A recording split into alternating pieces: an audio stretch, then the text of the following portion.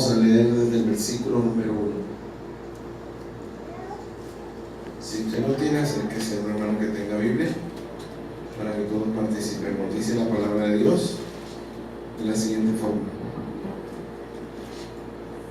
en el año 15 del imperio de Tiberio César, siendo gobernador de Judea Poncio Pilato, y Herodes tetrarca de Galilea, y su hermano Felipe tetrarca de Iturea y de la provincia de Traconite, y Lisanías tetrarca de Abilinia, y siendo sumos sacerdotes Anás y Caifás, vino palabra de Dios a Juan, hijo de Zacarías, en el desierto.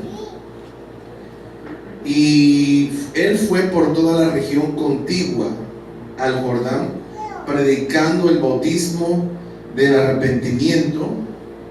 ¿Para qué? Para perdón de pecados, como está escrito en el libro de las palabras del profeta Isaías, que dice: voz del que clama en el desierto, preparad el camino del Señor, enderezad sus sendas, todo valle se rellenará y se bajará todo monte y collado. Los caminos torcidos serán enderezados y los caminos ásperos allanados, y verá toda carne la salvación de Dios. Amén. Vamos a orar así de pie. Deje su Biblia un momento por ahí, ore conmigo. Podemos hoy adorar al Señor por un momento. Podemos levantar nuestras manos un momento y decirle: Señor, gracias por darme el privilegio de estar hoy en tu casa. Gracias por el privilegio que me das hoy de recibir, Señor, tu palabra, Dios. Hoy abro mi corazón. Por en esta mañana, recuerde, no vamos a orar por la Biblia, no vamos a orar por el culto, no vamos a orar por el predicador. Ore por usted. Dígale: Señor, te pido en esta mañana que sea lo suficientemente humilde, sencillo, sensible y obediente a tu palabra, Señor. Que por favor en esta mañana, Señor, tu palabra, Señor, haya un lugar, un espacio en mi corazón y haga el efecto que tú has dispuesto, Señor. Háblame, por favor, te lo pido en el nombre de tu Hijo amado Jesucristo, y te doy gracias, Señor. Amén. Puede sentarse muy amablemente por estar de pie.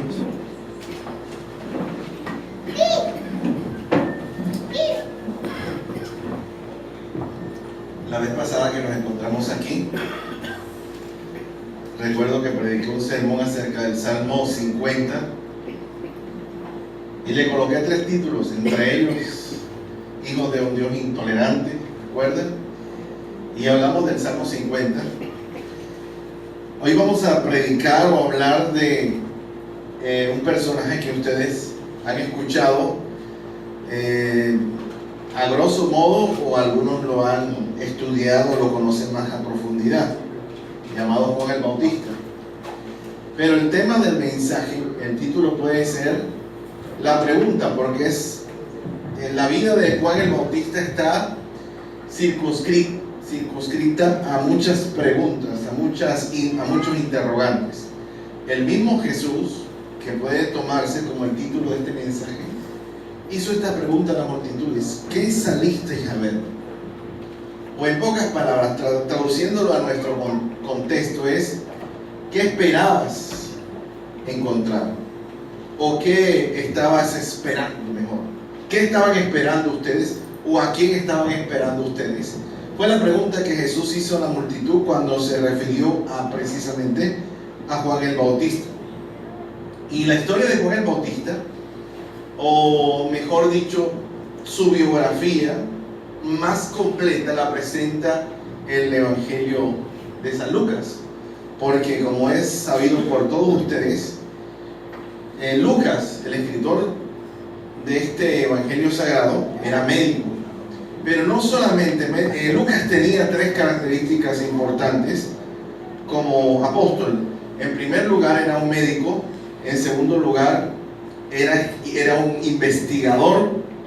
Era una persona muy avesada en la investigación. Pero también había algo importante en la vida de Lucas. y era que se preocupaba mucho por los pobres, se preocupaba mucho por la población más vulnerable y menos favorecida. Es decir, que Lucas era un hombre lleno de mucha sensibilidad. Por eso podemos entender que a pesar de que Marcos fue el primer evangelio que se escribió, que Mateo fue escrito a los judíos, que Juan fue el evangelio que presentó de una forma más explosiva, de una forma más humana al Hijo de Dios, a Jesús, Lucas fue el investigador, fue el biógrafo de los grandes protagonistas que hicieron parte del ministerio de Jesús. En este caso hablamos de Juan. En el capítulo número 1, la escritura nos habla de que desde el momento del nacimiento de Juan, ya Lucas hace una simbiosis de lo que fue el anuncio. Desde aún antes de nacer, la vida de Juan estuvo enmarcada por lo sobrenatural, por lo profético, estuvo enmarcada por los alcances del llamado divino, aún antes de nacer. Si usted se va al capítulo 1 de Juan, no empieza hablando precisamente del nacimiento de Cristo como lo hace Mateo, o no habla acerca de la eternidad o de la preeminencia de Cristo como hace Juan, cuando en el capítulo 1 nos muestra al Hijo de Dios viviendo desde la eternidad, diciéndonos: en el principio era el verbo, y el verbo era con Dios, y el verbo era Dios.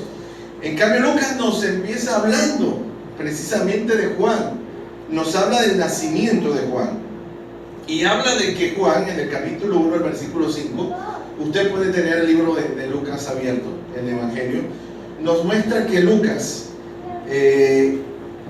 presenta a la familia de Juan, y nos habla de que los dos pertenecían a la casta sacerdotal. Dice que Zacarías era un sacerdote, pero que su mujer era de las hijas, era descendiente de Aarón, es decir, que los dos pertenecían al linaje sacerdotal. Y la mujer de Zacarías, es decir, la madre de Juan, se llamaba Elizabeth, o para nuestra cultura latinoamericana, Isabel. Se llamaba Elizabeth. Y dice la escritura que ambos eran justos delante de Dios y andaban irreprensibles en todos los mandamientos y ordenanzas del Señor.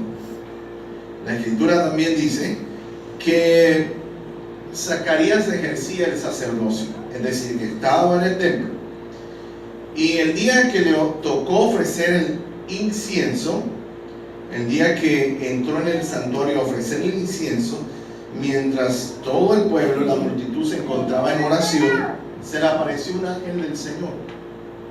Miren que hay como un paralelismo en cuanto a los dos nacimientos, el de Mesías y el de Juan, a pesar de que Juan nació 6 meses antes que Jesús. Nació unos días antes que el maestro. Sus momentos previos a la concepción fueron bastante similares, porque acá se le aparece no un ángel común y corriente, se le aparece nada más y nada menos que Gabriel. Y dice la escritura que cuando él estaba ofreciendo el incienso al pie del altar, se encontró con la figura del ángel y se turbó y lo sobrecogió gran temor.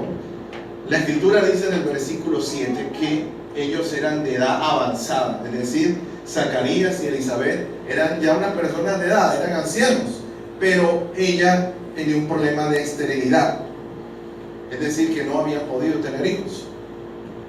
El ángel le dijo a Zacarías: no temas, porque tu oración ha sido oída, y tu mujer Elizabeth te dará a luz un hijo y llamará su nombre Juan. Imagínense, con nombre y todo. Precisamente cuando Jesús es anunciado, también el ángel le dice, y llamará su nombre Jesús, porque él salvará a su pueblo de sus pecados. Acá le coloca el ángel, le dice: llamará su nombre Juan, es decir, que hasta su nombre vino predeterminado del cielo. Amén. Y tendrás gozo y alegría, y muchos se regocijarán de su nacimiento, porque será grande delante de Dios.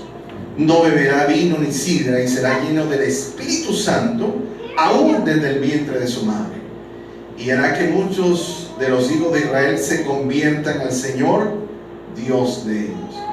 E irá delante de él con el espíritu y el poder de Elías, para hacer volver los corazones de los padres a los hijos y de los rebeldes a la prudencia de los justos, para preparar al Señor un pueblo bien dispuesto. Y dijo Zacarías al ángel: ¿en qué conocer esto? Porque yo soy viejo y mi mujer es de edad avanzada. Respondiendo el ángel le dijo: yo soy Gabriel, que estoy delante de Dios, y he sido enviado a hablarte y a darte estas buenas nuevas. Y ahora quedarás mudo y no podrás hablar hasta el día en que esto se haga, por cuanto no creíste mis palabras, las cuales se cumplirán a su tiempo. La escritura dice que como él se estaba demorando en el santuario ofreciéndole, la gente se extrañó. Pero cuando salió este hombre y empezó a hablar por señas, salió mudo, las personas entendieron que había tenido una revelación, comprendieron que algo extraño había pasado al interior. Y esa fue la primera. Los primeros eventos antes del nacimiento estuvieron marcados por la elección o la determinación de Dios de cómo iba a ser su nacimiento, qué iba a ser y también cómo se iba a llamar. Después sucede el evento que ustedes conocen, cuando María visita a Elizabeth en su casa. Y en la escritura usted ya conoce la historia, que cuando escuchó la salutación, cuando María llega a la casa y Elizabeth escucha la salutación, la criatura que estaba en su vientre saltó y ella fue llena del Espíritu Santo. Pero también Juan fue lleno del Espíritu Santo, porque el ángel lo dijo. Dice la escritura en el versículo, en el capítulo 1 donde leímos, que él sería lleno del Espíritu Santo aún desde el vientre de su madre. Capítulo 1, versículo 15 de Lucas. Y efectivamente se cumple la primera parte. Cuando ella recibe la visita de María, el bebé, la criatura que estaba en el vientre de Elizabeth, es decir, Juan, salta y es lleno del Espíritu Santo. María se quedó con ella 3 meses y estuvieron compartiendo. Bueno, después llega el momento del nacimiento, cuando lo van a presentar al templo.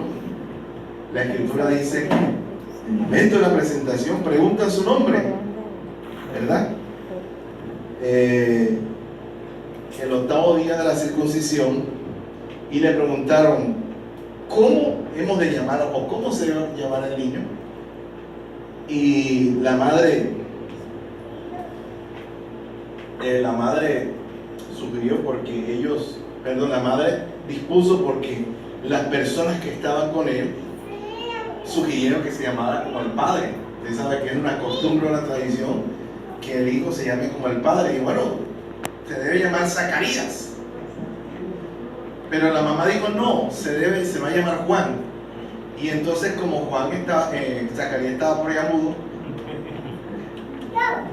¿se acuerda que estaba mudo? Porque tenía que esperar el cumplimiento profético.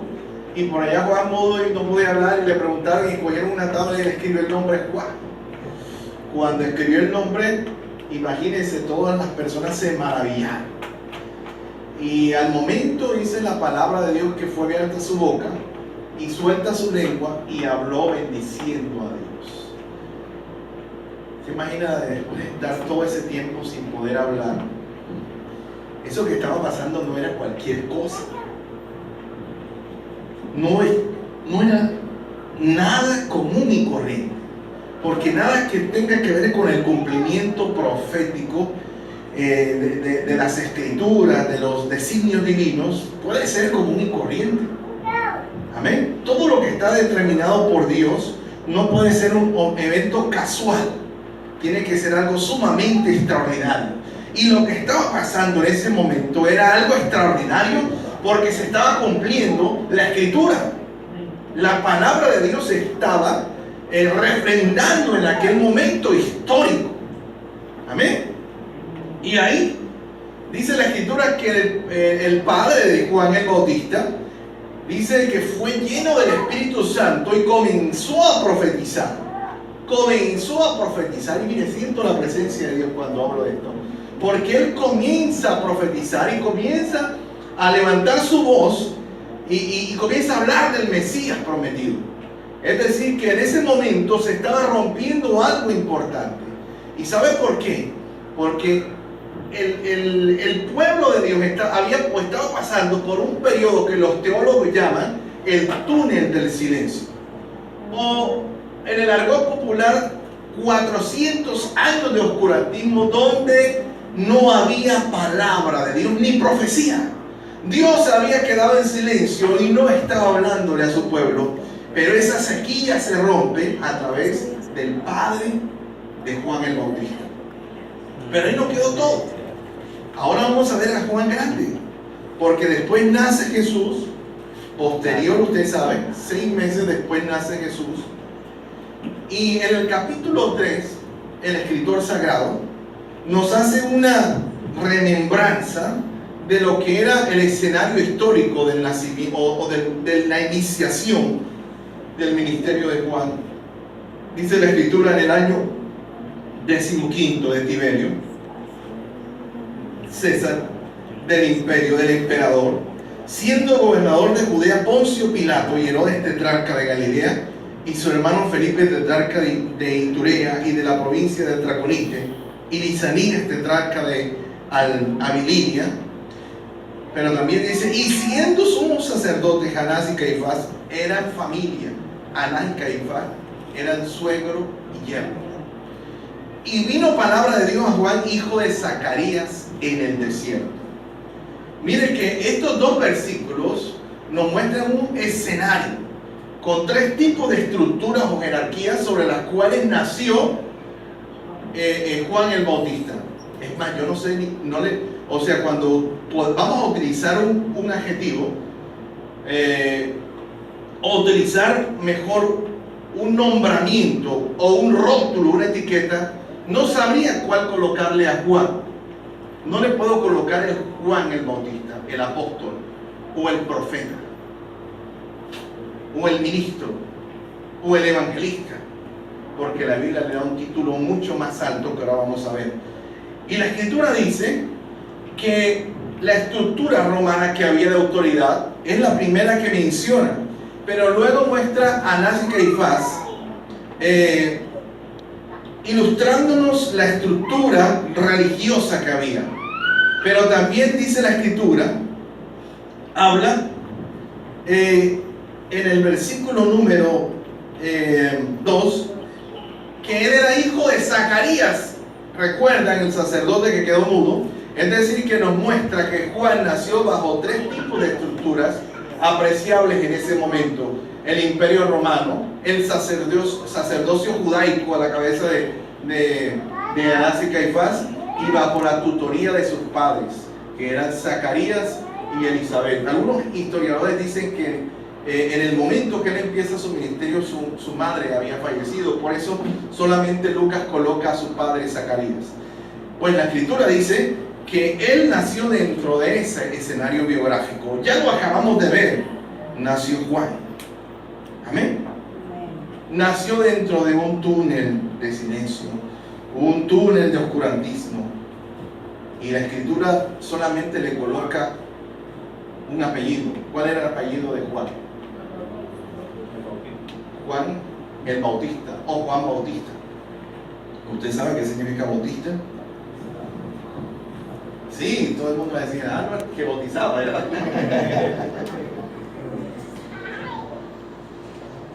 Pero esto es más profundo de lo que... Es como las personas que piensan o pretenden pensar que uno se convierte cuando uno pasa al frente y recibe a Cristo en su corazón. Usted lo está confesando, pero la conversión no es tan sencilla. Es más, la conversión no está ni siquiera supeditada al momento del bautismo, porque el bautismo es un acto, es un sacramento que todo cristiano que ha creído debe cumplir, pero el bautismo no cambia ni transforma nada. Amén. Yo sé que lo que estoy diciendo suena extraño, pero es verdad. Si fuera así, nos fuéramos a las cárceles y bautizáramos a todo el mundo para que quedaran vacías. Pero la conversión va mucho más allá de eso. ¿Sabe qué significa bautista? La expresión bautista o bautismo viene del bautizo, que traduce dejar algo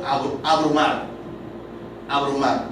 Entonces yo le voy a traducir, porque bautista es un extranjerismo, no es una palabra nuestra, no es castellana, no es del español.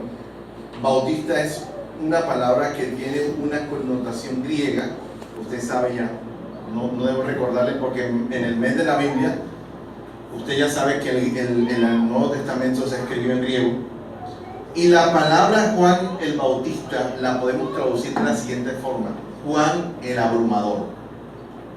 Juan el abrumador. Ya yo no le voy a decir Juan el Bautista, porque decir Bautista es algo muy simple y superfluo.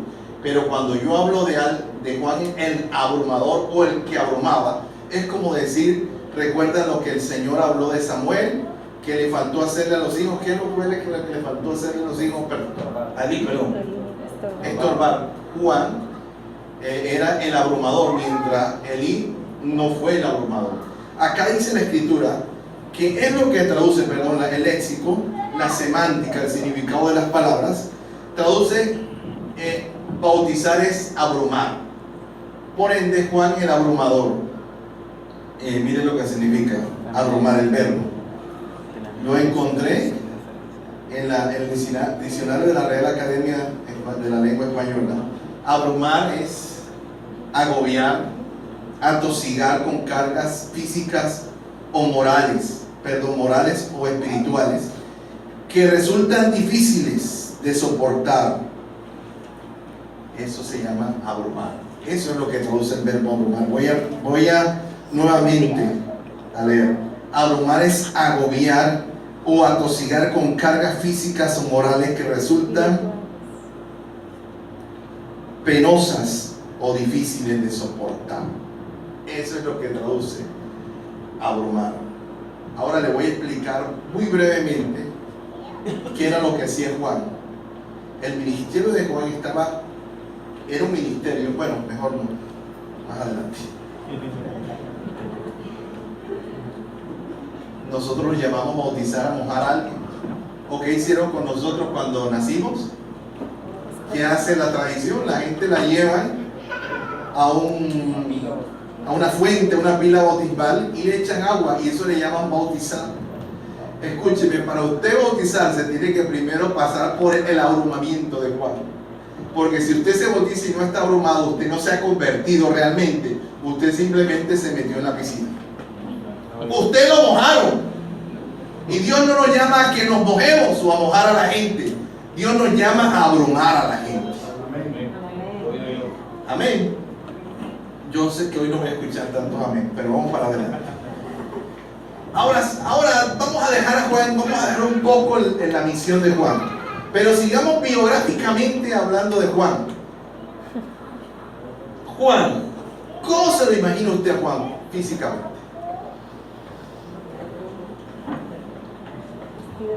Yo creo que todo lo contrario a la figura o al estereotipo, o mejor al arquetipo del predicador moderno. Si ha visto en la televisión a los predicadores vestidos del Chavo, yo los he visto, del Chapulín Colorado, de Superman, de militares, de payasos. Ese es el estereotipo, o mejor el arquetipo del predicador moderno, el predicador de la gracia, de la liberalidad, del posmodernismo, el predicador de las multitudes y de las masas. Pero si yo le pregunto a usted, ¿cómo se imaginaría usted a Juan el Bautista? ¿Cómo usted lo describiría dentro de un mapa o dentro de una fotografía mental? Juan el Bautista, yo lo presentaría, o yo me lo imagino como un hombre tosco, como un hombre rudo, como un hombre un poco alocado y hasta mal geniado. Yo no me pinto a Juan el Bautista riéndose, ¿verdad? No me lo pinto sonriente, ¿verdad? Estilo selfie. Yo me lo pinto como un hombre que andaba siempre muy, pero muy serio y muy formal. Pero también me lo pinto con una actitud apasionada y comprometida con su misión y con su propósito. no solamente tosco, rudimentario, anticuado, religioso, porque es que ahora, escúcheme, ahora la corriente posmodernista del evangelio le llama a los que predican santidad religiosos. Yo hice un comentario y me llamaron, ¿sabes cómo me llamaron? Espiritualoide.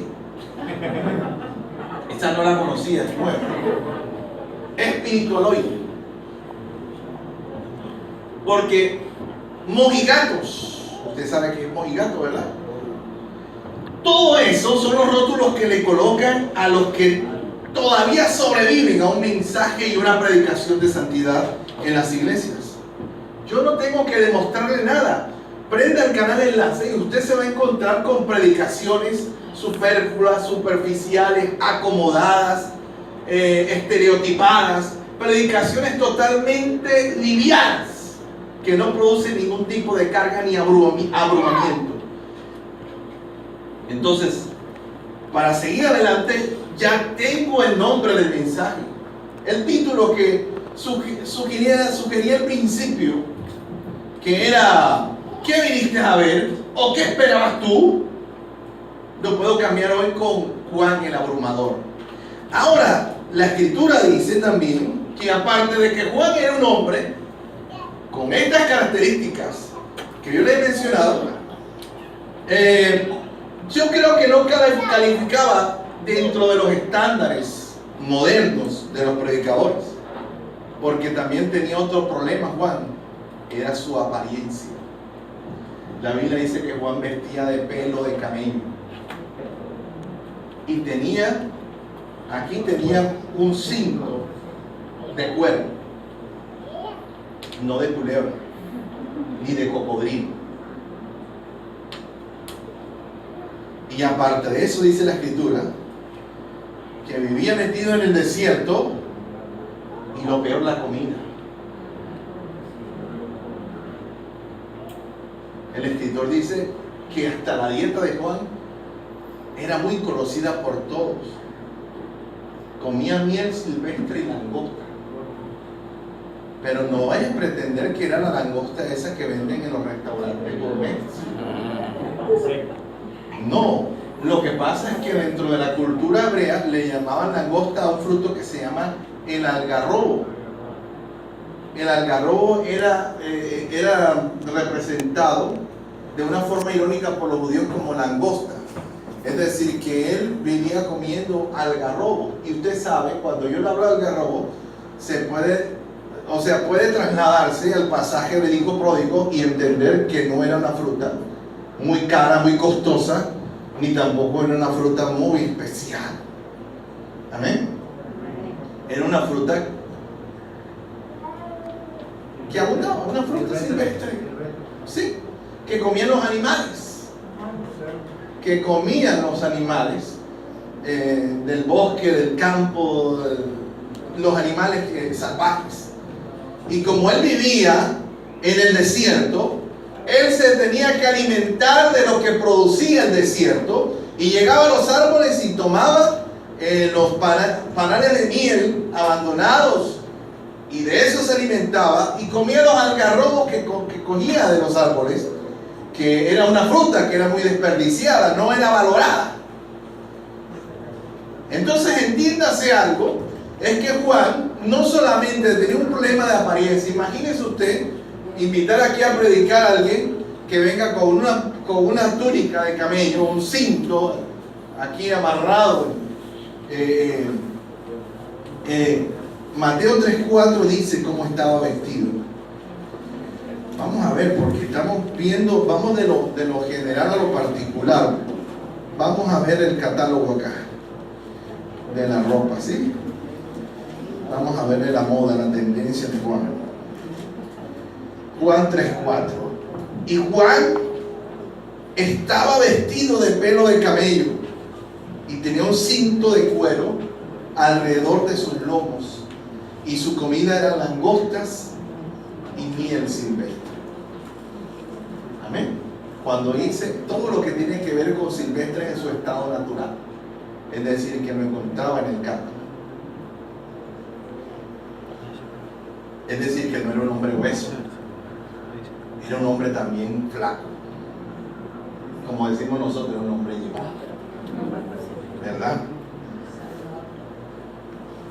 ¿Usted cree que un predicador de eso lo invitaría en estos tiempos a las congregaciones? ¿Calificaría dentro de los estándares? ¿Cómo le llamarían las personas al predicador? Juan, el abrumador. Yo creo que si yo digo Juan el abrumador, nadie lo va a invitar. Porque nadie invita a alguien a la iglesia. Bueno, nadie no, perdón, hay excepciones. Yo no creo que las iglesias posmodernas, las mega iglesias, invitarían a alguien que le fuera a revolver el agua a las iglesias. O que las fuera a abrumar. Porque en estos tiempos lo que más buscan las congregaciones es tener cómoda a la gente. ¿Usted no ha visto los eslogans de la iglesia? El cielo en la tierra. Por ahí me mandaron una invitación. Estoy en un grupo de pastores de la ciudad y todos los domingos mandan invitaciones que un pedacito del cielo en la tierra. Suena como una canción, ¿eh? Venga a nuestra iglesia, un pedacito del cielo en la tierra. Si esto es el cielo, entonces no quiero ir al cielo. Pero la escritura dice que Juan era un hombre no convencional. No cumplía con los requerimientos para ser llamado en estos tiempos un siervo o un predicador. Amén. ¿Cómo le llamaría usted a Juan después de la descripción que hemos hecho? Un loco, el predicador loco. ¿Qué más? El predicador de la dieta rara. ¿Qué más? Porque Juan también andaba solo por allá del ermitaño. El predicador ermitaño. Gran campaña evangelística con el predicador ermitaño. Con el predicador loco. O con el predicador que come langostas. Esos fueron los rótulos que se pudieran colocar para hablar de la presentación y el aspecto de Juan el Bautista. Pero ya hablamos de lo general. O sea, vamos de afuera hacia adentro a lo particular. Vamos a ir a lo particular. Hay tres preguntas que nos debemos hacer para entender un poco más quién era Juan y su ministerio. Y cuando yo esté predicando esto, quiero que mientras yo predico, usted vaya haciendo una comparación con los tiempos actuales. La primera situación es que Juan el Bautista, que fue un predicador contemporáneo a Cristo, recuerden, 6 meses solamente se llevaban de edad. Juan predicó a las multitudes, pero yo le voy a hacer una pregunta. ¿Dónde están los milagros de Juan en la Biblia? Muéstreme un milagro de Juan el Bautista. ¿Dónde? No creo que ni siquiera en los evangelios apócrifos, porque yo no sé si usted sabía que Juan aparece también en el Corán. Juan hace parte de la reseña profética histórica de la religión islámica. Es decir, que los musulmanes tienen a Juan como un profeta al igual que Jesús. Es más, lo colocan casi que al mismo nivel. Juan aparece en el Corán y Juan es el modelo o la deidad de una religión que se llama el mandaísmo, que fue una religión alterna o una religión paralela que surgió a partir del ministerio de Juan el Bautista a orillas del río Jordán. Usted sabe, mientras se iba cumpliendo el movimiento profético, el cumplimiento de la palabra de Dios, el diablo aprovechó y a la par con el cumplimiento, con el nacimiento del cristianismo, nació el mandaísmo. Usted lo puede buscar en su casa. Y Juan era su deidad o su profeta principal. Entonces, ¿dónde están los milagros de Juan? Es mi pregunta. Dígame usted. Porque es que cuando se va a hacer una campaña evangelística en este tiempo, la gente, la forma de invitar es gran campaña de milagros, señales y prodigios. Yo recuerdo hace años cuando vino un hermano de Nigeria, Robert Keyanya, que la tarjeta de presentación era que él llegó un día a un pueblo y los muertos salieron de las tumbas. Imagínense, que le digan así, imagínense eso en la radio, imagínense el paganismo que hay. Y le dicen, viene el predicador que resucitó a no sé cuántos muertos en tal parte. Ese día que vino al estadio Robert Keyanja, tuvieron que cerrarlo porque la gente no podía, no cabía.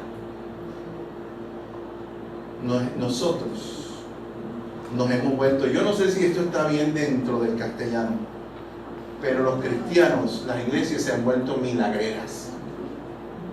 No sé si estoy cometiendo un asesinato gramatical, pero las iglesias se han vuelto milagreras. La gente le dice al Señor, a los inconversos, corre por tu milagro. Ven que Dios quiere hacer un milagro en tu vida. Ven que el Señor te puede devolver la casa que tienes perdida, que el Señor te puede curar de ese tumor, de ese cáncer. Y no es mentira, Dios lo puede hacer. Pero el mensaje de Juan no estaba supeditado a los milagros.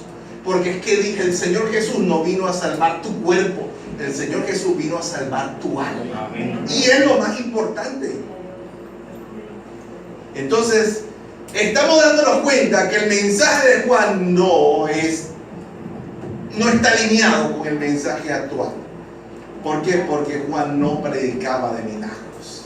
Y Juan no hizo ningún milagro. ¿Y usted cree que Juan se sentía frustrado porque no había hecho ningún milagro? ¿Usted cree que Juan se había sentido frustrado porque no oró por un enfermo y no se curó? Como muchas veces nosotros nos sucede. No, Señor. La Escritura dice que Juan predicaba el arrepentimiento de Dios, pero no predicaba de milagros.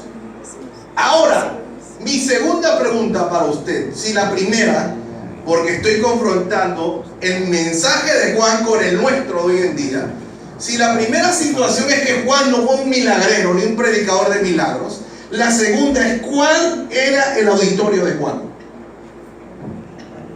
Dígame dónde predicó Juan.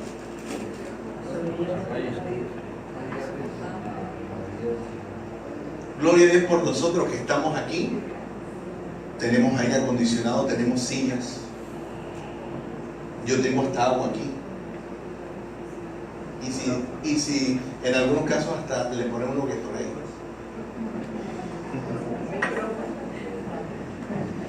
El auditorio de Juan, ¿cuál era?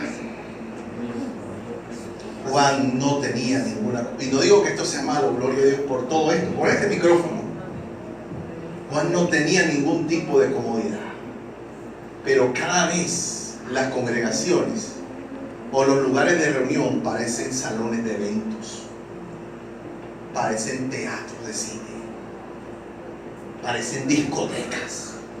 Cada vez se parece más a lo que es el mundo. El auditorio de Juan era a la orilla del río Jordán. Y sabe una cosa, a pesar de que Juan no hacía milagros y no predicaba milagros, a pesar de que Juan no tenía a la gente metida con aire acondicionado y luces electrónicas, ni alfombras rojas, ni sillas acolchonadas, la Biblia dice que las multitudes escuchaban y seguían a Juan.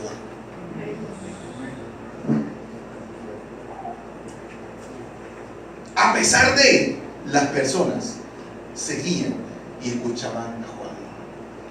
Y lo tercero que yo quiero preguntarle es ¿dónde están los viajes de Juan? ¿Dónde está el pasaporte de Juan?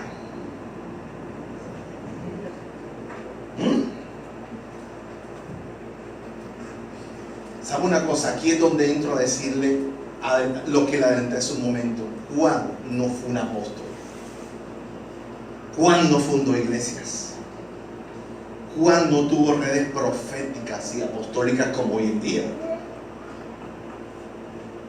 Amén. A Juan no lo llamaban reverendo. Juan no tenía ningún tipo de título porque la Biblia no se lo da.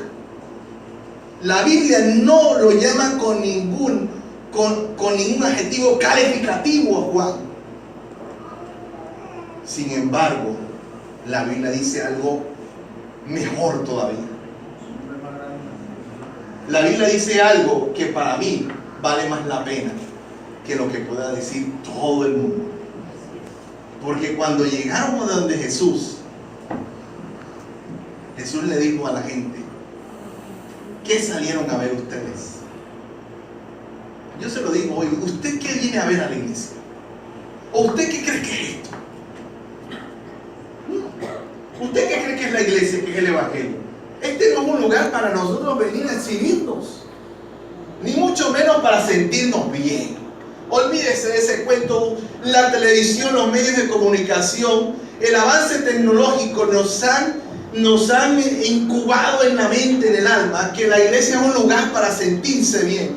Pero cuando Juan vino a este mundo, lo menos que quiso hacer fue que la gente se sintiera bien. ¿Qué le pregunta uno a la gente cuando viene a la iglesia? ¿Cómo te sentiste? Y ¿sabe qué quiere uno que le responda? Ay, me sentí bien. Voy a volver porque me sentí chévere.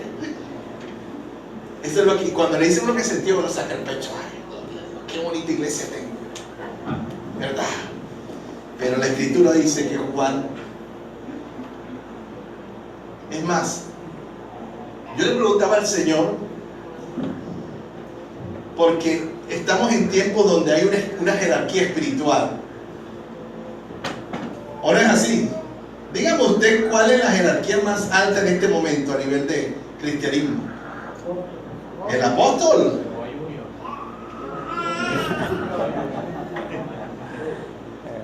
Jehová Junior, como dijo Ana de Maldonado. Carlos Luna, perdón. El apóstol, ¿verdad? Ese es un estado de jerarquía. Pero también hay otro que está en este momento de moda y es el profeta. Y hay otro que por ahí anda dando vuelta, que es la madre. Le dicen madre y le dicen padre a los pastores. Pero es que si a mí esto me da miedo decirle papá a mi padre, porque el Señor Jesús le dijo a uno: no le llames padre a nadie en la tierra. Imagínense, y a mí me da a veces temor decirle a mi papá. ¿Cómo le voy a decir yo padre a un pastor o a un apóstol o a quien sea? Jerarquías, iglesia, arquetipos que se han formado. Pero la escritura dice que Juan era algo más que todo eso. ¿Qué es más grande que ser un apóstol? ¿O que ser un profeta? ¿O que ser un reverendo o ministro? Porque así hasta los pastores a veces nos tratamos el ministro. No, eso no sirve. ¿Sabes cómo llamó la Biblia a Juan?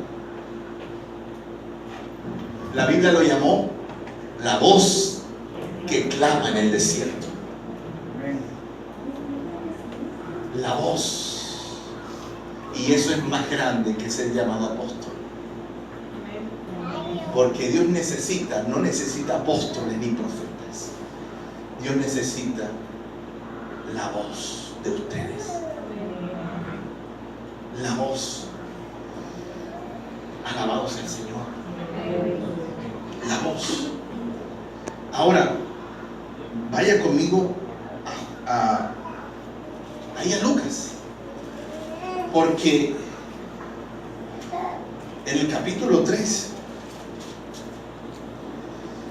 porque yo le hago 3 preguntas a usted, para que nosotros a través de las preguntas desarrollemos el tema. El primero, ¿cuáles fueron los milagros?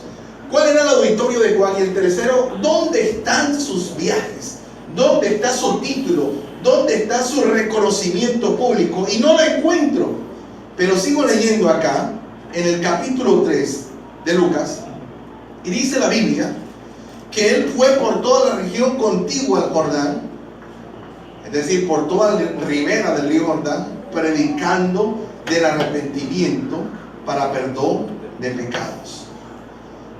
Como dice la Biblia en el libro del profeta Isaías: voz del que clama en el desierto, preparar el camino del Señor, enderezar sus sendas. Todo valle se rellenará y se bajará todo monte y collado, los caminos torcidos serán enderezados y los caminos ásperos serán allanados, y verá toda carne la salvación de Dios. Pero ahora le hago la cuarta pregunta. La primera es ¿dónde están los milagros? La segunda es ¿cuál era el auditorio? La tercera, ¿dónde están los viajes de Juan? Pero la cuarta es ¿cuál era el mensaje de Juan? Y la escritura dice acá que el mensaje de Juan en el versículo 7 es muy distante al mensaje que se predica hoy en día. Yo creo que yo predico esto y la gente se resiente conmigo. ¿Sabe qué le dicen uno? Es que no tienes amor. Pastor, es que es amor. Dios es amor. Porque eso no se ve solamente en el lobby LGBTI que dice que Dios nos ama como somos. Eso se ve en las congregaciones. La gente dice, es que allá no hay amor. No dicen así. No, yo me fui a esa iglesia porque allá no hay amor. Y dice la Biblia que el mensaje de Juan era las multitudes que salían para ser bautizadas por él. Les decía lo siguiente: imagínense si se iban a bautizar. Lo tenía así para bautizar y le decía, ¿sabes qué? Generación de víboras. No, imagínense, uno tiene a alguien para bautizar y no lo quiere ni tocar con el pétalo de una rosa porque se le va de la iglesia. O se le arrepiente. Uno anda más asustado que novia fea, que se le vaya a arrepentir el novio. Y dice uno luchando 1 año, 2 años, me voy a bautizar, pastor, y luego con cuidadito porque se arrepiente. Después no se bautiza. Y la Biblia dice que las multitudes venían a Juan. Y las multitudes no venían a Juan detrás de un milagro. Y las multitudes no venían a Juan porque les gustaba escuchar el mensaje del amor y de la gracia. Y las multitudes no venían a Juan para escuchar el mensaje de la prosperidad. Las multitudes venían a Juan porque Juan los abrumaba, porque necesitaban arrepentirse. Las multitudes venían a Juan porque Juan denunciaba el pecado. Y Juan les decía, generación de víboras, ¿quién os enseñó a huir de la ira venidera? ¿Usted alguna vez le ha dicho a alguien, tú eres un lobo rapaz? Yo creo que ese es un piropo para lo que dijo Juan. Pero es que yo le he dicho a usted que en la iglesia hay 4 tipos de personas. Usted lo sabe: ovejas, pastores, ovejas, cabritos y lobos rapaces. En todo el rebaño es eso. Igual le decía, generación de víboras, ¿quién os enseñó a huir de la ira venidera? ¿Será que ese mensaje se predica?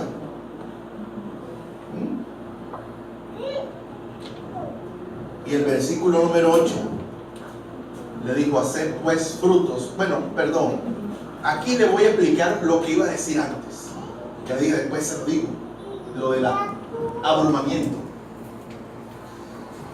Juan, el ministerio de Juan era el siguiente. Miren cómo ha cambiado el ministerio con el tiempo. La iglesia tradicional toma al niño y lo bautiza para ponerle un nombre y para ponerle unos padrinos. Para eso, ¿sí o no? La iglesia cristiana, nosotros hacemos los bautismos porque la gente tiene que creer y bautizarse. Pero en el tiempo de Juan no era así. La gente iba a bautizarse porque estaba abrumada. Y como estaba abrumada, el bautismo era una señal de ese abrumamiento. ¿Y sabe por qué el bautismo? Porque la gente, escuchen, me dicen los teólogos, la gente cuando Juan predicaba, cuando Juan los confrontó, cuando Juan les dijo arrepentidos y convertidos porque el reino de los cielos se ha acercado, entre otras cosas, Cristo predicó lo mismo. La gente lloraba. Los teólogos dicen que la gente llegaba a Juan y le decía, ¿qué tenemos que hacer, Juan? Con lágrimas en los ojos. Y había gente que llegaba abrumada, pero había gente que no lloraba. Pero llegaban donde Juan diciéndole, ¿qué tenemos que hacer? Y entonces, ¿qué hizo Juan? Juan tomó como un símbolo de ese abrumamiento meterlos en el agua para que no solamente unos lloraran y mostraran su señal de arrepentimiento con lágrimas, sino que todos salieran mojados. Porque es que bautismo tiene un sinónimo y es mojado también. Mojar algo es bautismo. Entonces, para que todos salieran mojados, es decir, todos salieran con lágrimas, todos salieran llorando, quebrantados, Juan los llevaba todo al Jordán y los metía al agua y todo el mundo salía abrumado. Eso es lo que traduce el bautismo. Abrumado. Yo fui abrumado. Escúcheme, el bautismo es una consecuencia de ser abrumado por Dios. Estamos aquí. ¿Está escuchando? Entonces Juan lo que hacía era confirmar ese estado de abrumamiento. Amén, iglesia. Entonces, olvídese que la gente se salva porque se bautiza. Hay que bautizarse, pero si usted no se abruma, se puede bautizar 7 veces en el Jordán como una mano, pero no va a pasar nada. Debe bautizarse, pero debe estar abrumado, arrepentido, quebrantado por la palabra de Dios. Amén. Ahora, en el versículo número, vamos al 11, porque ahora Jesús, yo quiero que Jesús nos hable de Juan. Jesús no va a hablar de Juan. Y vamos a ir a la escritura.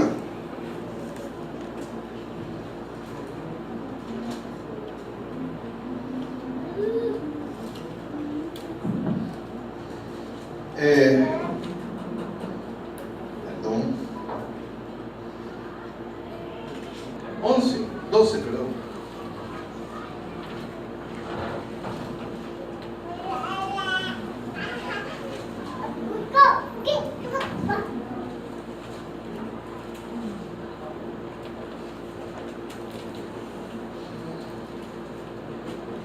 Jesús terminó de dar instrucciones a sus 12 discípulos, se fue de allí a enseñar y a predicar en las ciudades de ellos.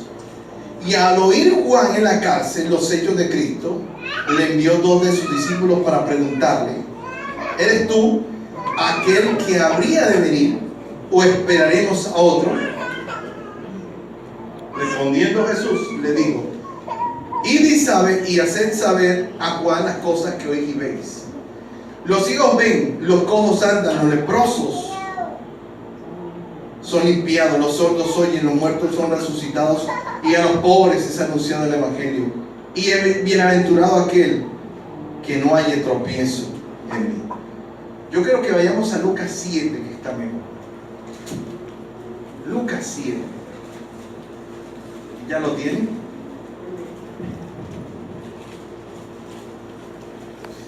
Capítulo 7, porque quiero ver lo que dice ahora Jesús acerca de Juan. Ya nosotros hemos presumido algo aquí, presupuestado algo, pero Jesús dice lo siguiente. En el versículo 24, cuando se fueron los mensajeros de Juan, comenzó a decir de Juan a la gente, Jesús: ¿qué salisteis a ver al desierto? Una caña sacudida por el viento. ¿Mas qué salisteis a ver? A un hombre cubierto de vestiduras delicadas. Y dice lo siguiente: he aquí, los que tienen vestiduras preciosas y viven en deleites en los palacios de los reyes están. Mas ¿qué salisteis a ver? Miren la pregunta de Cristo: ¿qué es lo que tú quieres? ¿O qué es lo que tú vienes a ver a la iglesia? ¿Qué es lo que tú esperabas cuando decías que querías ser cristiano evangélico? ¿Qué es lo que tú querías? Y él le dice lo siguiente: ¿a un profeta? No. Jesús dice: os digo, he aquí más que profeta. Este es de quien está escrito: he aquí, envío mi mensajero delante de tu faz, el cual preparará tu camino delante de ti. Pero ahora viene la afirmación de las más importantes que dijo Jesús cuando estuvo en este mundo. Os digo que entre los nacidos de mujeres no hay mayor profeta que Juan el Bautista, pero el más pequeño en el reino de Dios es mayor que él. Y sigue diciendo, y todo el pueblo de los publicanos, cuando lo oyeron, justificaron a Dios, bautizándose con el bautismo de Juan. Mas los fariseos y los intérpretes de la ley, ¿qué dice la Biblia? Desecharon los designios de Dios respecto de sí, no siendo bautizados por Juan. Amén. Ahora, la pregunta después de que Jesús presenta a Juan y dice que él era el mayor de los nacidos de mujer, es porque Jesús lo llamó y dijo que Juan era el mayor de los nacidos de mujer. Esa es la pregunta, ¿por qué Jesús le da ese título a Juan? El mayor de los nacidos de mujer. Entonces, escúcheme, no es que usted sea un apóstol, que sea usted el super hijo de Dios, porque hay gente que anda diciendo que son consentidos y pechichones de Dios. Eso no es lo más grande. Lo más grande que es que el Señor nos diga a nosotros que no hay, como le dijo Juan, no hay nadie o no hay un hombre nacido de mujer mayor que Juan.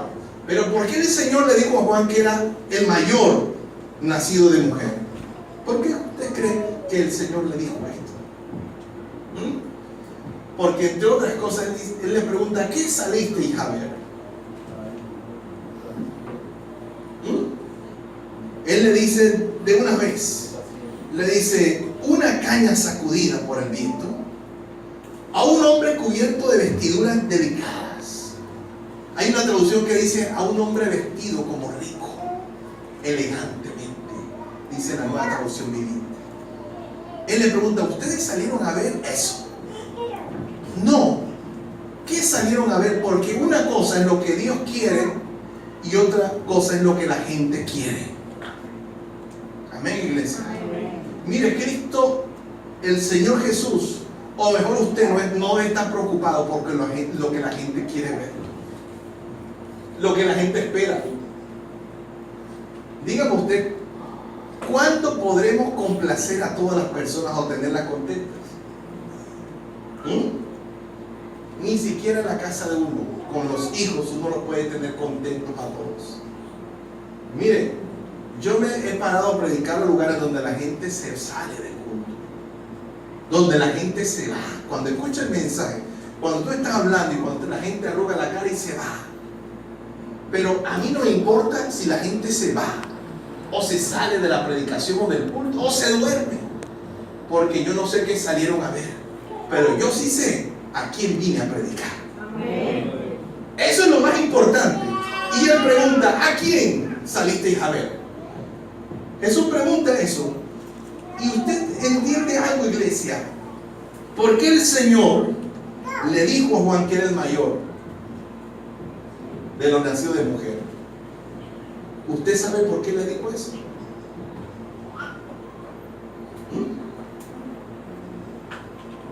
¿Usted sabe cuántos años vivió Juan? ¿Usted sabe cuando Jesús habló esto de Juan, dónde estaba Juan? ¿Y sabe por qué estaba preso? ¿Y sabe por qué lo habían metido preso? ¿Y quién lo había metido preso? Herodes. ¿Y sabe qué estaba haciendo Juan en la cárcel? Juan envió 2 mensajeros a donde Jesús. ¿Y sabe qué le mandó a decir? ¿Qué le mandó a decir Juan a Jesús? Le voy a decir de esta forma. El que estaba preso era Juan. Y Jesús no fue a visitar a Juan. ¿O sí? Juan mandó a preguntarle a Jesús. Aló, iglesia, ¿me está escuchando? Juan, mire, Jesús estaba en la tierra, era el Hijo de Dios, y Juan estaba preso. Pero escuche lo que le voy a decir. ¿Cómo? Y eran familia, eran primos. Pero Jesús no fue a visitar a Juan a la cárcel.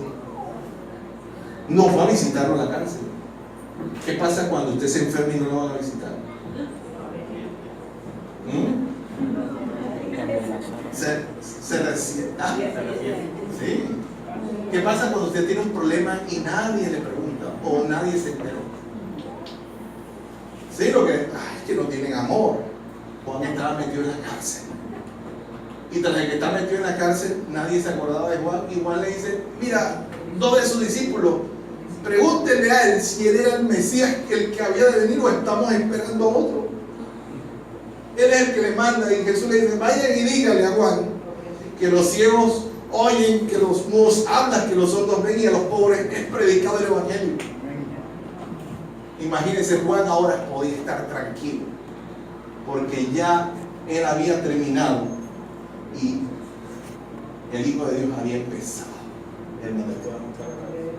¿Sabe por qué el Señor lo llamó el más grande ahora sí? Por dos cosas importantes. ¿Cuáles fueron los dos propósitos de Juan en esta tierra? La primera la dijo el ángel Gabriel, el arcángel. ¿Cuál fue? No, la primera la dijo el arcángel Gabriel: preparar el corazón del pueblo. Después de 400 años de oscurantismo, porque escuche esto, el pueblo había hecho una recesión de la parte profética. Escuche esto, no había profecía, no había palabra de Dios, pero los cultos seguían. Los fariseos seguían con su culto y los saduceos seguían con su culto, y muchas corrientes religiosas de la época. Es decir, que la gente iba a los cultos, levantaba las manos, daba gritos de júbilo, remolineaban, se vomitaban,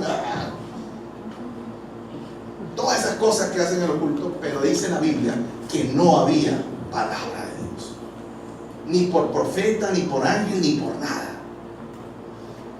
Y después aparece Juan. Juan, el primer propósito que tuvo para venir a esta tierra fue preparar el corazón del pueblo para la venida del Señor. ¿Amén? Es más, muchos de los discípulos de Juan, cuando él murió, se fueron con Cristo. Es más, Cristo tomó el mensaje de Juan, retomó y dijo: arrepentidos, porque el reino de los cielos se ha acercado. Amén, iglesia. Ese fue el principal propósito, preparar el corazón. Y el segundo propósito sí fue ser el mensajero, lo voy a cambiar, presentar al Mesías prometido, presentar al Señor de gloria. Ese fue el segundo gran propósito. Dos propósitos en la vida. Nació para dos cosas: preparar el corazón del pueblo y presentar al Mesías. Amén, iglesia. Porque realmente lo que vale la pena en este mundo no es el que presenta, sino quien es presentado. Amén, iglesia. Tú no eres. Si a ti te preguntan, tú tienes que decir: yo no soy. Es Dios. Amén. Yo no soy. Amén, iglesia. Por eso es que tú no tienes que seguir al hombre, ni a nadie, ni a ningún ministerio en esta tierra. A veces vemos los canales de televisión y vemos a Joel Austin, o vemos a un tremendo ministro y tremenda predicación y tremenda iglesia, y nosotros nos aspiramos y abrimos la boca y pensamos que no, eso no sirve para nada, porque lo importante no es quién presenta, sino a quién nosotros estamos presentando. Amén, iglesia. Yo no soy el motivo de que usted esté aquí. Yo soy simplemente un mensajero. Y cuando Juan vio a Jesús que venía en el Jordán, él dijo: ese es el que yo les decía, ese que viene ahí. Yo no soy digno de desatar la correa de su calzado. Y dijo esa famosa frase: es necesario que yo mengüe, pero que él crezca. Así como lo dice todos los días en los medios de comunicación cristianos, ¿verdad? Es necesario que yo mengüe. No. Ahora se está endiosando el hombre, se están endiosando los ministerios, se están endiosando los profetas, los apóstoles, se le está rindiendo hasta culto al cuerpo. La iglesia ha tomado un mensaje adónico, pero escúcheme, aquí no importa el presentador. Eso no importa. Aquí importa es a quien usted y yo estamos presentando. Amén. Se está presentando usted, se está presentando su ministerio, sus calidades, su elocuencia, su sabiduría, o está presentando a alguien más importante como lo es Cristo. Eso es lo más importante. Usted no es la estrella. Dile que está a tu lado, tú no eres la estrella es Cristo. Dile, tú no eres la estrella, tú eres el estrellado.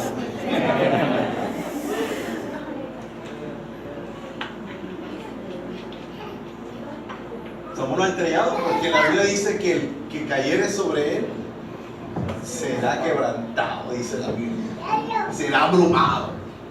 Alabado sea el Señor. Seguimos adelante, iglesia. Ya vamos a terminar. Dice la Escritura, con esto termino, pero antes vamos al versículo número 1, el 2.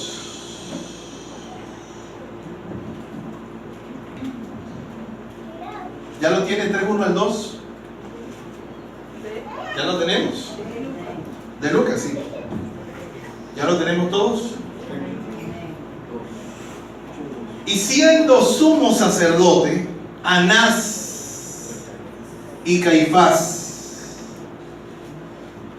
vino palabra de Dios a Juan, hijo de Zacarías, en el desierto. Esto me rompió la cabeza, el corazón y la cabeza. Y siendo sumo sacerdote, no había uno, habían dos. Dos sumos sacerdotes. Pero la Biblia no dice que la palabra de Dios vino a los sumos sacerdotes. ¿Dónde estaban los sumos sacerdotes? En el templo. Vivían en el templo. Pero la Biblia dice que no le vino. Mire cómo lo hace de una forma tan espiritual. Y dice, siendo sumos sacerdotes Anás y Caifás en el templo, no, a ellos no. Vino palabra de Jehová a Juan, que estaba ¿dónde? En el desierto. Esto es tremendo, iglesia, porque te está diciendo que la revelación de Dios no depende de tu estado religioso, no depende de tus costumbres y tradiciones cristianas, depende de tu integridad y de tu comunión y relación con Dios. Amén, iglesia. Esto no es una religión, aunque el discurso político nos tilde de religiosos. Sigo insistiendo que el evangelio no puede ser encajonado ni enmarcado dentro de un estado religioso. La Escritura dice que aunque Anás y Caifás eran sumos sacerdotes, Dios no les hablaba. Dios no les habló, porque nosotros no nos podemos acercar a Dios por nuestra propia justicia, por nuestra hipocresía, por nuestras filacterías y nuestra apariencia de piedad, porque Dios sabe quiénes somos nosotros. Amén, iglesia. A Dios nadie lo puede engañar. Y aunque Anás y Caifás eran sumos sacerdotes, el Señor no decidió hablarle a ellos, sino que se fue allá al desierto. Y en el desierto encontró un hombre vestido de piel de camello, con un cinturón de cuero, de pronto hasta con la pata en el suelo, comiendo, bajando algarrobos de pronto. Pero dice la Biblia que allá vino la palabra de Jehová. Allá llegó la palabra de Jehová.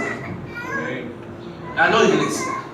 Y esto es lo más importante, porque usted debe entender, iglesia, que Dios no se revela a través de una religión, de una tradición. La religión tradicional no solamente es la católica. Si usted es un religioso, usted también es un tradicionalista. El evangelio es un estado espiritual, no emocional. Y la Biblia dice que el Señor llegó donde estaba Juan y le dio palabra. ¿Y dónde estaba Juan? Estaba en el púlpito de la iglesia. Estaba en un congreso apostólico y profético de rompimiento, decreto y gobierno humano. ¿Ah? ¿Dónde estaba Juan? En el desierto. ¿A cuánto le gusta el desierto? No me levante la mano porque vamos a hacerlo hipócritamente. A nadie le gusta. A todo el mundo le gusta estar bien, ¿verdad?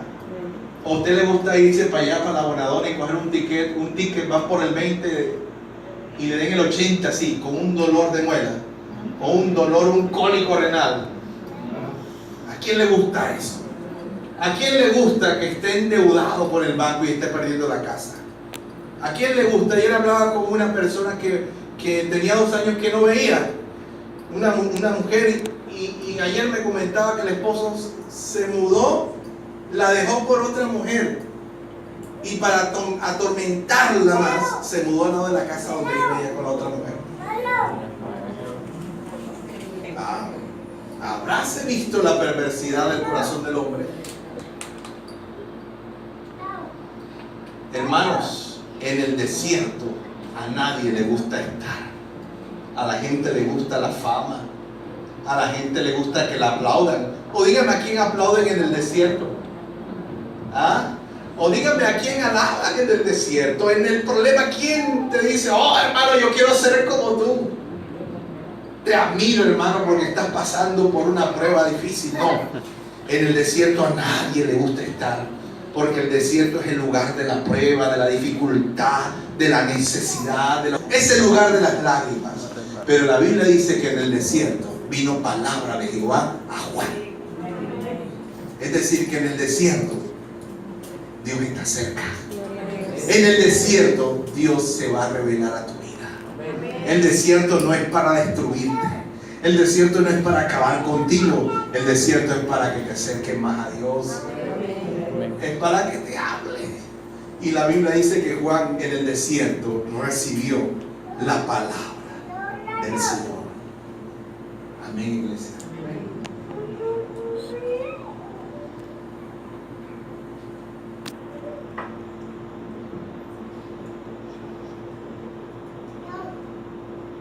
Ya para terminar, Juan cumplió, o fue grande, perdón, termino con esto. Fue grande porque cumplió con el propósito de Dios en su vida. Es lo más importante. Amén. Usted y yo venimos con un propósito a este mundo. Yo estoy convencido de que yo no vine a este mundo a hacer reír a la gente. Para eso están los payasos, ¿verdad? ¿Sí o no?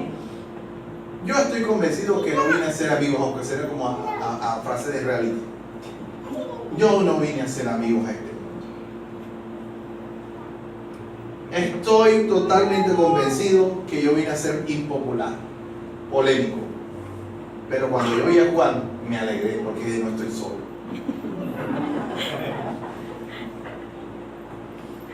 Juan vino a este mundo y murió solo. ¿Sabes qué es lo peor? Que hasta sirvió de trofeo. ¿Cómo terminó Juan? La cabeza en un plato, como un trofeo, como un premio a una mujer impía y a su hija. Así terminó la vida de Juan el Bautista, en un escarnio. Pero antes de que él muriera, el Señor dijo que él era grande del reino de los cielos, y eso es lo que importa. A mí eso es lo que me importa, sinceramente, iglesia. No sé cómo nos vamos a... Yo no sé a usted cómo le va a terminar. Yo no sé cómo voy a terminar yo mis días. Yo no sé si usted está pensando que el evangelio es que yo llegue un día a ser famoso, que salga en enlace, que me inviten a predicar a Radio Minuto, que cuando yo haga así caigan 50. Yo no sé lo que usted está pensando, pero la Biblia dice que Juan, de los nacidos de mujer, era el más grande. Y yo quiero ser como Juan. Pero quiero ser como Juan a la manera de Jesús. ¿Y sabe por qué fue grande? Porque cumplió su propósito. Segundo, termino con esto. ¿Por qué fue grande? Porque cumplió el propósito de Dios. Segundo, porque no se dejó corromper por los intereses. Juan tuvo su vida a solamente una palabra o una frase o a un silencio. Juan solamente tenía que quedarse callado delante de Herodes, no decirle nada, no le tenía que decir nada, le tenía que decir tranquilo, cásate con las mujeres que quieras, que Dios es amor y Dios te va a perdonar. Yo he escuchado gente que me ha dicho así, no hermano, es que yo pequé porque es que yo sé que yo después le oro a Dios y me perdona. Así he escuchado gente hablar, hermano, que sinvergüenzura, hermano. Yo sé que Dios me va a perdonar. Terrible. Juan solamente pudo decir, o mejor, quedarse callado. Mire, Juan llegó a predicarle a Herodes. Allá, hasta esas esferas políticas, llegó el mensaje de Juan. Y la Biblia dice que Juan le oía de mala gana, de buena gana. Así dice, o no dice que le oía de buena gana. Herodes, perdón, le oía de buena gana. Dice que cuando le escuchaba le prestaba atención.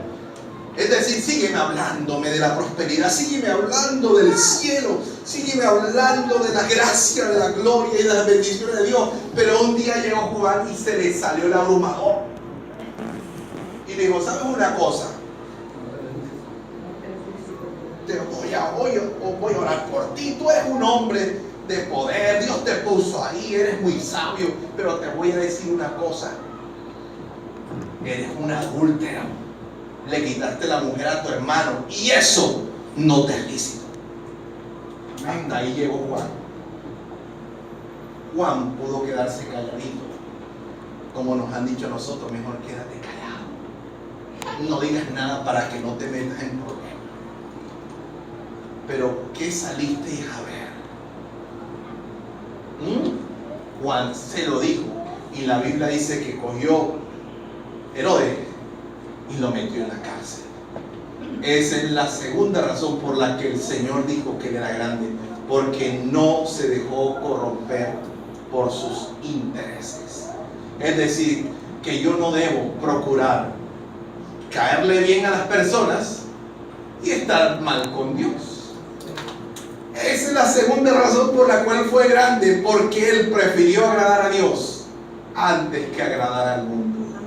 Y muchos de nosotros, por quedar bien con el hermano, con el familiar, con el amigo, nos quedamos callados, comemos callados. Recuerda lo que dijo el Salmo 50: yo no soy como tú. Ahí dice el Señor, porque tú corres con los ladrones y te pones a comer y a beber con los adúlteros, pero yo no soy como tú.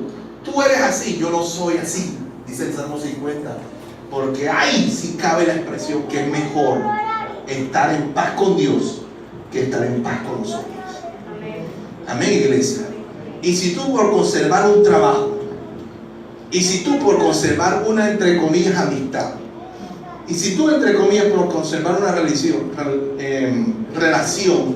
prefieres negar a Dios y participar del pecado, entonces te está esperando el infierno.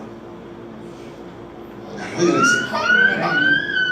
Y la tercera razón, la final, ¿por qué Juan fue llamado grande? Dígame usted, ¿por qué Juan fue llamado grande en el reino de los cielos?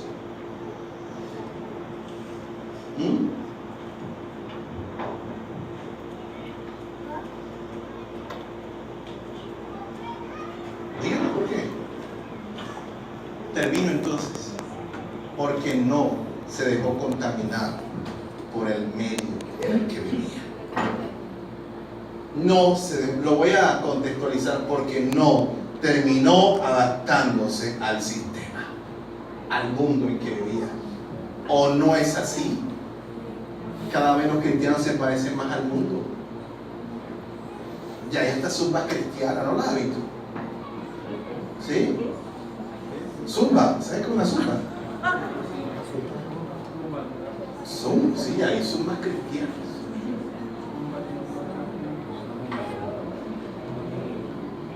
Esa fue la tercera razón por la cual Juan fue llamado grande en el reino de los cielos, porque no se contaminó con la influencia, no fue permeado por la corriente de este mundo pecador. Aló, iglesia, usted y yo debemos entender que Dios no nos llamó para que fuéramos camaleónicos, para que nos adaptáramos, para que nos pareciéramos. No, mi intención es parecerme al mundo, porque si yo me voy a parecer al mundo, entonces no sería un hijo de Dios. Amén, iglesia. Colóquense de pie porque ya los veo muy distraídos a todos. Vamos a orar y vamos a darle gracias a Dios. El que tuvo oídos para oír, oyó. Vamos a darle gracias a Dios y vamos a orar en esta mañana.